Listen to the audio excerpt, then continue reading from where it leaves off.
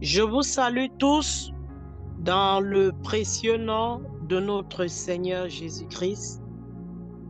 C'est encore ici votre humble servante, l'évangéliste Marie Madala.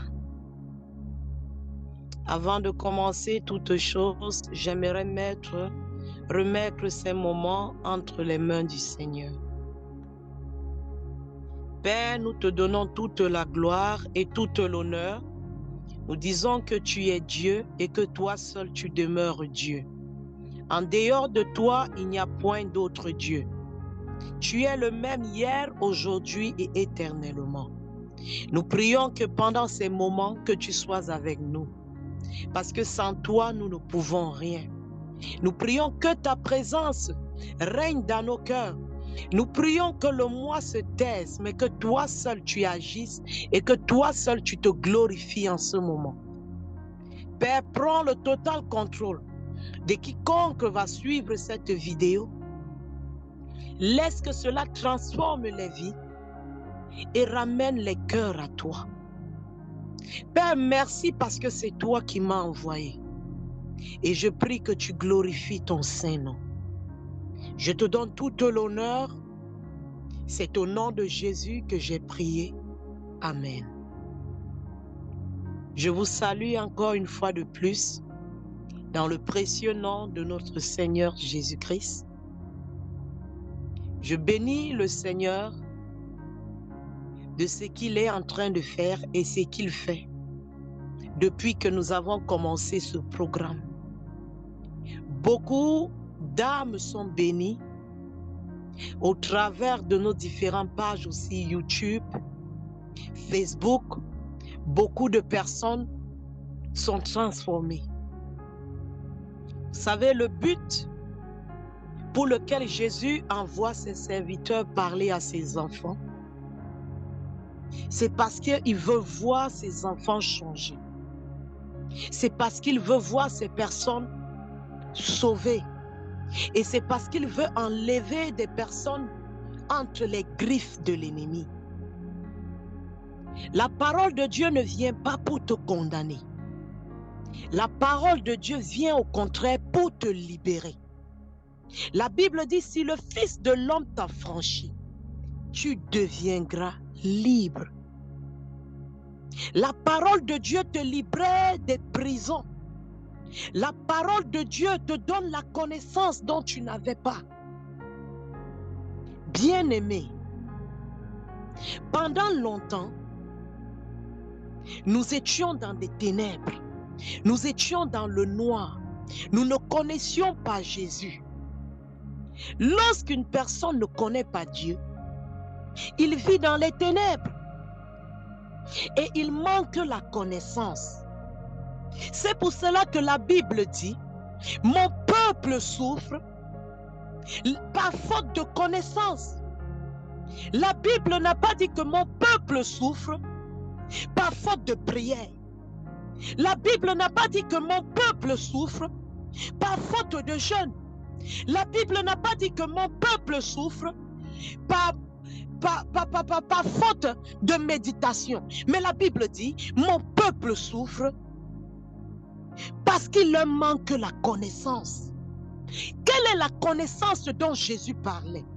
Quelle est la connaissance dont Jésus veut que toi et moi, nous soyons au courant? Tu peux beau prier, mais si tu ne connais pas les ruses de l'ennemi, les tactiques de l'ennemi, tu vas beau prier et jeûner, ta vie tournera toujours en rond.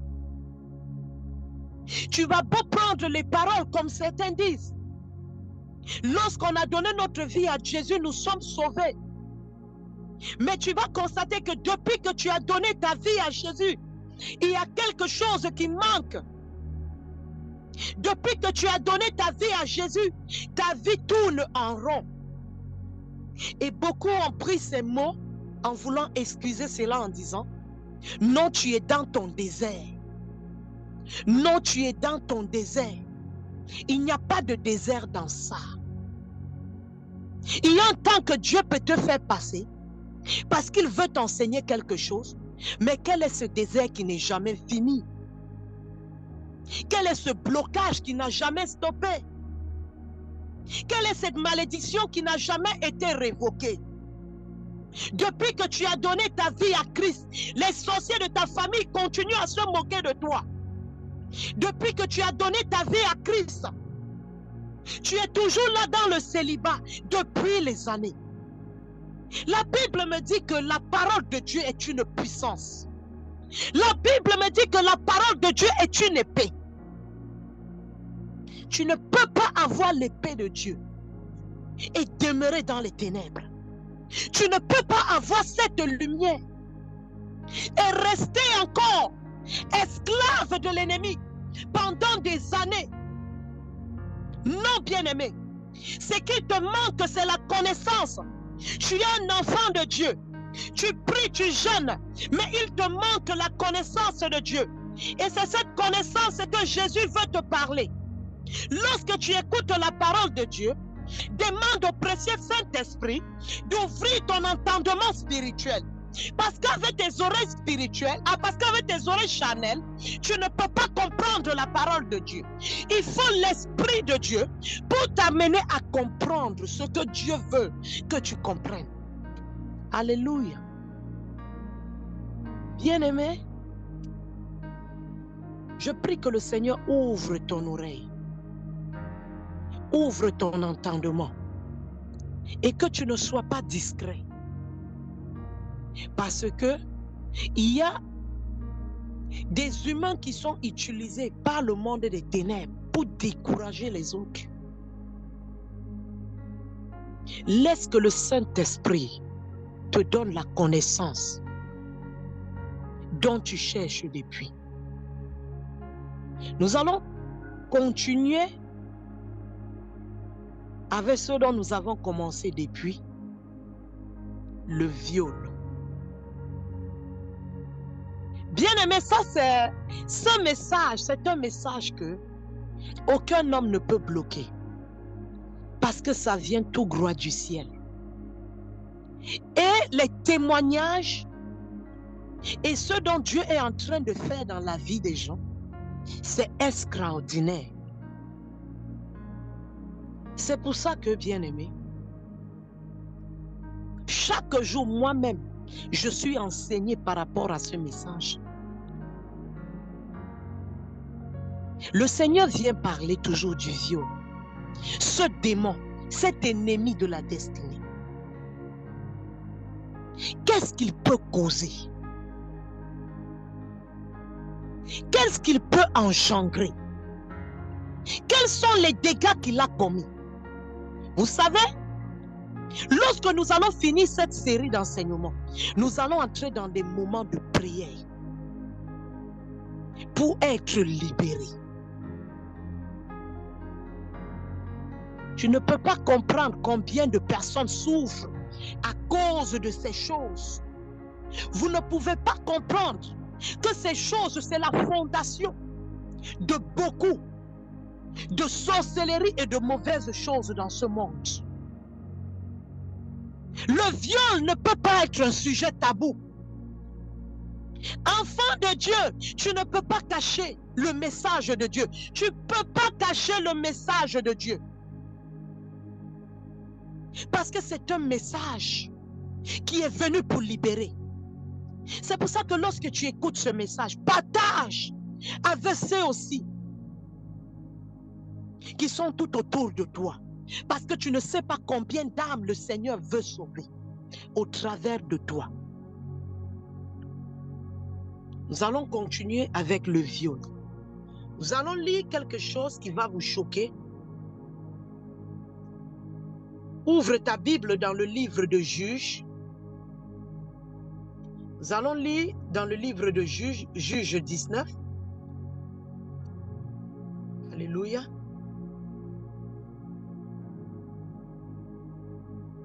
Nous allons lire Juges 19. Nous allons commencer. J'aimerais lire tout ce passage rapidement.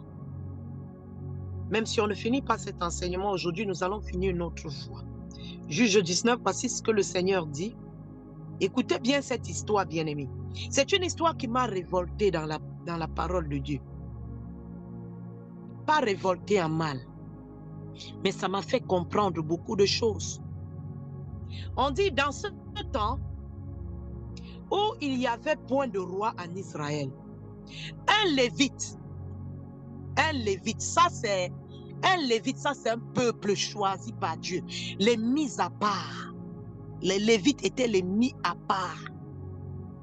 La Bible dit que qui séjournait à l'extrémité de la montagne d'Éphraïm, prit pour sa concubine une femme de Bethléem de Juda. Ça veut dire qu'il a marié une femme de Bethléem. Sa concubine lui fit infidélité. Il faut marquer ça, sa concubine lui fit infidélité. Et elle quitta pour aller dans la maison de son père à Bethléem de Juda, où elle resta l'espace de 4 mois. Son mari se leva et alla vers elle pour parler à son cœur et la ramener. Il avait avec lui son serviteur et 2 ânes. Elle le fit entrer dans la maison de son père, et quand le père de la jeune femme le vit, il le reçut avec joie. Son beau-père, le père de la jeune femme, le retint 3 jours chez lui. Ils mangèrent et burent, et ils passèrent la nuit. Le 4e jour, ils se levèrent de bon matin, et le Lévite se disposait à partir. Mais le père de la jeune fille dit à son gendre, « Prends un morceau de pain pour fortifier ton cœur. Vous partirez ensuite. » Ils s'assirent et ils mangèrent et burent eux deux ensemble. Puis le père de la jeune fille dit au mari, « Décide-toi donc à passer la nuit et que ton cœur se réjouisse. » Le mari se levait pour s'en aller, mais sur les instances de son beau-père, il passa encore la nuit. Le 5e jour, il se leva de bon matin pour partir. Alors le père de la jeune fille dit, « Fortifie ton cœur, je te prie, et restez jusqu'au déclin du jour. » Et ils mangèrent eux deux. Le mari se levait pour s'en aller avec sa concubine et son serviteur, mais son beau-père, le père de la jeune fille, lui dit, « Voici le jour baisse, il se fait tard, passez donc la nuit. Voici le jour est sur son déclin. Passez ici la nuit et que ton cœur se réjouisse demain. Vous vous lèverez de bon matin pour vous remettre en route et tu t'en iras à ta tente. » Le mari ne voulut point passer la nuit. Il se leva et partit. Il arriva jusqu'au devant Jébu, qui est Jérusalem, avec des 2 ânes battés et avec sa concubine. Lorsqu'il fut près de Jébu, le jour avait beaucoup baissé. Le serviteur dit alors à son maître, « Allons, dirigeons-nous vers cette ville de Jébusiens, et nous y passerons la nuit. » Son maître lui répondit, « Nous n'entrerons pas dans une ville étrangère où il n'y a point d'enfants d'Israël. Nous irons jusqu'à Gibéa. » Il dit encore à son serviteur, « Allons, approchons-nous de l'un de ces lieux, Gibéa ou Rama, et nous y passerons la nuit. » Ils continuaient à marcher et le soleil se couchait quand ils furent près de Gibéa, qui appartient à Benjamin. Ils se dirigèrent de ce côté. Pour aller passer la nuit à Gibéa, le Lévite entra et il s'arrêta sur la place de la ville. Il n'y eut personne qui l'ait reçu dans sa maison pour qu'il passe la nuit. Et voici un vieillard. Revenait le soir de travailler au champ. Cet homme était de la montagne d'Éphraïm. Il séjournait à Gibéa et les gens du lieu étaient à Benjamin. Il leva les yeux et vit les voyageurs sur la place de la ville. Et le vieillard lui dit, « Où vas-tu et d'où viens-tu? » Il répondit, « Nous allons à Bethléem de Juda, jusqu'à l'extrémité de la montagne d'Éphraïm, d'où je suis. J'étais à Bethléem de Juda et je me rends à la maison de l'Éternel. Mais il n'y a personne qui me reçoive dans sa demeure. » Nous avons cependant de la paille et du fourrage pour nos ânes, et nous avons aussi du pain et du vin pour moi, pour ta servante et pour le garçon qui est avec tes serviteurs. Il ne nous manque rien. Le vieillard dit, que la paix soit avec toi. Je me charge de tous tes besoins. Tu ne passeras pas la nuit sur la place. Il fit entrer dans sa maison et il donna du fourrage aux ânes. Les voyageurs se lavaient les pieds, puis ils mangèrent et burent. Pendant qu'ils étaient à séjour, voici les hommes de la ville, gens pervers, souligne bien pervers, entourent la maison, frappèrent à la porte et dirent au vieillard, maître de la maison, fais sortir l'homme qui est entré chez toi, pour que nous le...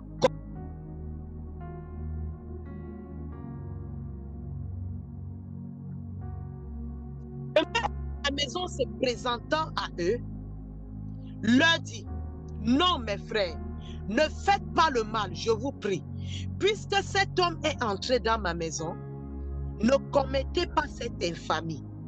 Voici, j'ai une fille vierge, et cet homme a une concubine. Je vous les amènerai dehors, vous les déshonorez, et vous leur ferez ce qui vous plaira. Mais ne commettez pas sur cet homme une action aussi infâme. Ces gens ne voulurent point l'écouter. Alors l'homme prit sa concubine et la leur amena dehors. Ils la connurent et ils abusèrent d'elle toute la nuit jusqu'au matin. Puis ils la renvoyèrent au lever de l'aurore. Vers le matin, cette femme alla tomber à l'entrée de la maison de l'homme, chez qui était son mari, et elle resta jusqu'à là, jusqu'au jour. Et le matin, son mari se leva, ouvrit la porte de la maison et sortit pour continuer son chemin. Mais voici la femme, sa concubine, était étendue à l'entrée de la maison, les mains sur le seuil. Il lui dit, lève-toi, allons-nous-en. Elle ne répondit pas. Alors le mari l'a mis sur un âne et partit pour aller dans sa demeure. Arrivé chez lui, il prit un couteau, saisit sa concubine et la coupa les membres par membres à 12 morceaux, qu'il envoya dans tout le territoire d'Israël. Tous ceux qui virent cela dirent, jamais de rien de pareil n'est arrivé et ne s'est vu depuis que les enfants d'Israël sont montés du pays d'Égypte jusqu'à ce jour. Prenez la chose à cœur, consultez-vous et parlez. Bien-aimés, nous n'avons pas assez de temps maintenant, mais nous allons continuer l'enseignement une autre fois. Ici, je veux parler du viol. Ici, vous voyez que un homme est parti récupérer sa femme après que sa femme avait commis une infidélité. Bien-aimé, lorsqu'on lisait, sûrement tu te disais, pourquoi on lit un long chapitre? Les enfants de Dieu n'aiment pas lire la parole. Mais c'est la parole de Dieu qui libère. Et c'est la parole de Dieu qui délivre. Il ne peut pas avoir prédication si on ne lit pas la parole de Dieu. La Bible nous parle ici d'une femme qui a été abusée toute une nuit.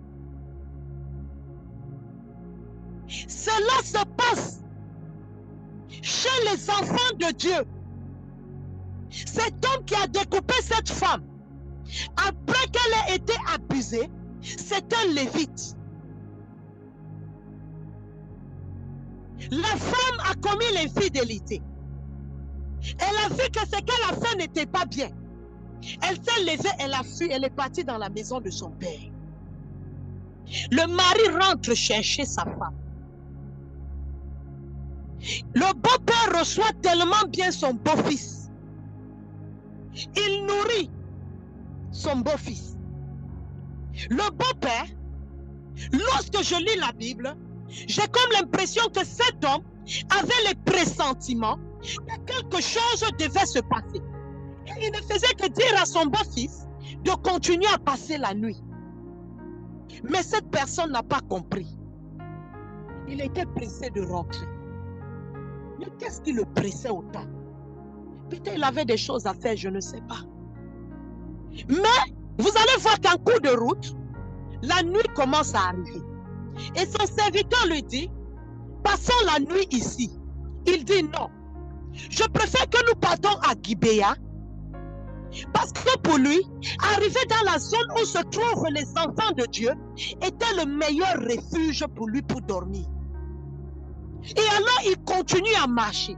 Malgré cette fatigue, ils disent non, il faut que nous marchions et que nous partons passer la nuit là où il y a les enfants de Dieu.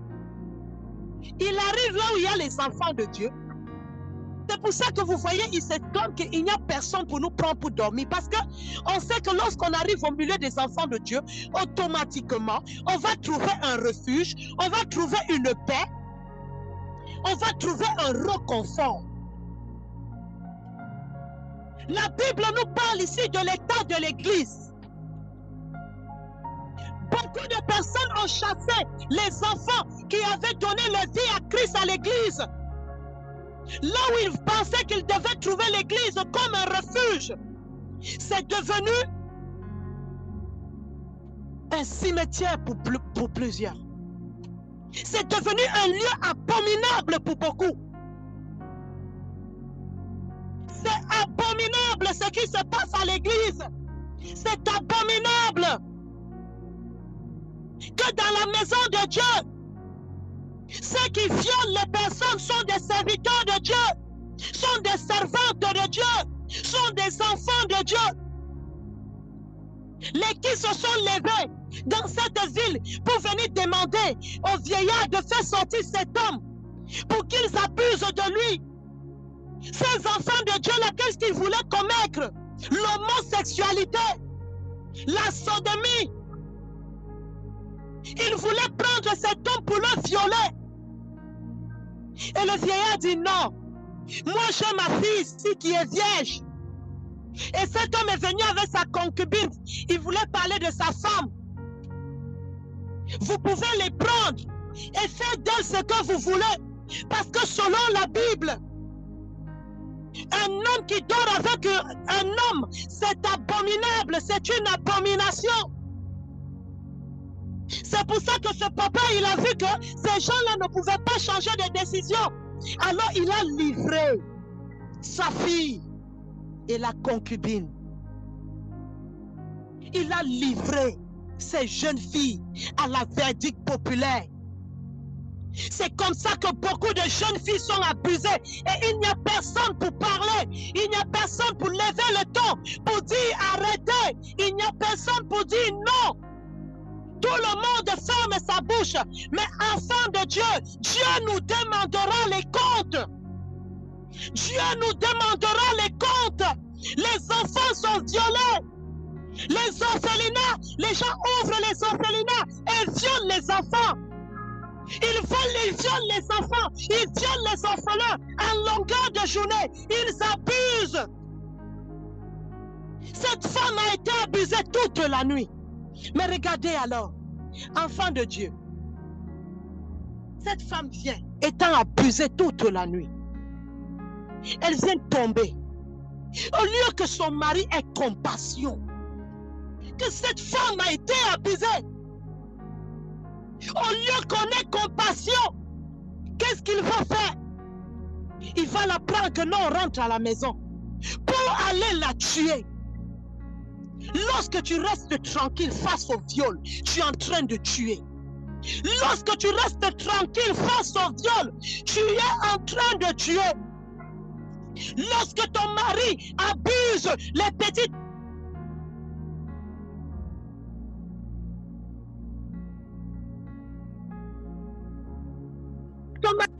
les petites filles, les petits garçons dans ta maison, et tu ne dis rien. Tes soeurs viennent en vacances, elles sont abusées. Tes frères sont venus en vacances, ils sont abusés. Lorsque tu restes tranquille, tu es en train de faire comme ce Lévite, enfant de Dieu. Tu es en train d'accepter les choses abominables. L'enfant de Dieu, c'est se mettre la ceinture pour vérité. Un enfant de Dieu, c'est celui qui sait se lever et dire stop. Il est temps que l'Église se lève et commence à faire les choses dont Jésus nous a envoyé faire. Il est temps que l'Église se lève et soit un refuge pour ces enfants qui n'ont pas de refuge. Il est temps que l'Église se lève, protège ces enfants abusés, ces petits garçons violés. Les gens violent les bébés. Bien-aimés, nous écoutons des choses abominables. Des gens qui sont venus chercher Dieu. Ils sont venus avec le zèle, mais ils ont été anéantis dans l'église parce qu'ils ont trouvé l'infidélité dans l'église. C'était les enfants de Dieu. Cet homme, il a tué cette fille après qu'elle ait été abusée, après que c'est elle qui ait subi le pire. Au lieu de la laisser partir en paix, au lieu d'aller même remettre cette fille chez ses parents, là où il est allé la chercher, il a jugé qu'il était bon de la découper. C'est-à-dire, il n'a pas fini de la tuer. Il l'a découpée. Il a envoyé ses 12 morceaux aux 12 tribus d'Israël. Quelqu'un va m'expliquer le verset n'importe comment, parce que le Saint-Esprit donne à chacun selon son appel. Il a envoyé les 12 morceaux dans les différentes tribus. Est-ce que vous savez que cet acte-là a causé des guerres entre les frères? Les 11 frères se sont levés contre la tribu de Benjamin. Regarde ce qu'un acte comme ça a commis. Les autres 11 se sont levés pour aller en guerre contre leurs frères. À cause de cet acte, combien de fois le viol a détruit les familles, ont amené les guerres, ont tué des enfants. Combien d'enfants ont été découpés parce qu'on voulait qu'ils restent silencieuses? Combien de filles ont été assassinées parce qu'on ne voulait pas qu'elles parlent? Combien de garçons ont été assassinés parce qu'on ne voulait pas qu'ils parlent? Dans la famille, quelqu'un a été abusé. Mais on tue cette personne. On anéantit cette personne parce qu'il ne faut pas qu'il révèle un secret. De quel secret vous parlez? Repentez-vous parce que le Seigneur revient. Revenez dans vos voies. Le Seigneur Jésus revient. Il revient, bien-aimé, et chacun répondra par rapport aux actes qu'il a commis. Et chacun se tiendra devant le roi. Il y a un Dieu qui voit toutes choses. Il y a un Dieu qui connaît toutes choses. Le Dieu là s'appelle Jésus-Christ de Nazareth. Il est le même hier, aujourd'hui et éternellement. Il n'a pas changé. Il voit toutes choses. Il connaît toutes choses. Repends-toi et reviens à lui. Bien-aimé, nous n'avons plus assez de temps pour continuer ce message. Mais je sais qu'en quelques mots, tu as compris ce que Dieu veut te dire.